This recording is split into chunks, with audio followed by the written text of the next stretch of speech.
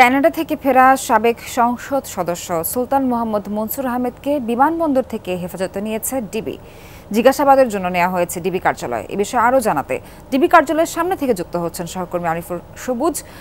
সবুজ, আপনার কাছে জানতে চাই শুরুতেই যে আসলে কোন তথ্যের ভিত্তিতে সুলতান মোহাম্মদ মনসুর আহমেদকে হেফাজতে নিল ডিবি পুলিশ, কি জানেন আপনি?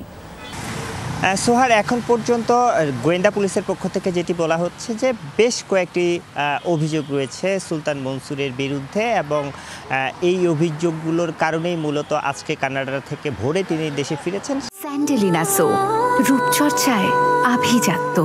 সেখানে ইমিগ্রেশন থেকে তাকে আটক করা হয়, তারপরে ডিবির কাছে হস্তান্তর করা হয়, যেহেতু ডিবির কাছে এই অভিযোগগুলো রয়েছে এবং ডিবি হেফাজতে নেয়ার পর মূলত তাকে যেই অভিযোগগুলো ছিল সেই অভিযোগগুলোর বিষয়ে জিজ্ঞাসাবাদ করা হচ্ছে এবং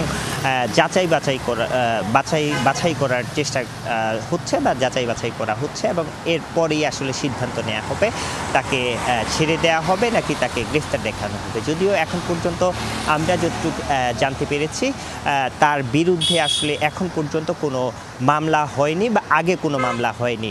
তার পরিবারের পক্ষ থেকেও বলা হয়েছে যে তিনি দীর্ঘদিন ধরেই প্রথমে যুক্তরাজ্য, তারপরে যুক্তরাষ্ট্র এবং তারপরে কানাডায় গিয়েছিলেন। অর্থাৎ এই যে বৈষম্য বিরোধী ছাত্র আন্দোলন বা সরকার পতনের বহু আগে থেকে তিনি আসলে দেশের বাইরে ছিলেন এবং এই আন্দোলন সংশ্লিষ্ট আসলে কোনো ধরনের ষড়যন্ত্রে তিনি ছিলেন না বা কোনো কিছুতেই তিনি ছিলেন না।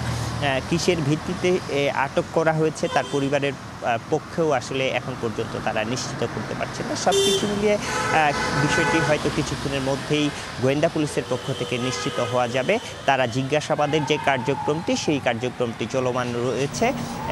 তাদের যে অভিযোগগুলো সেগুলোর ব্যাপারে সুনিশ্চিত হওয়ার পরেই এই বিষয়টি তাকে গ্রেফতার নাকি আটক ছেড়ে দেওয়া হবে সেই বিষয়ে সিদ্ধান্ত হবে।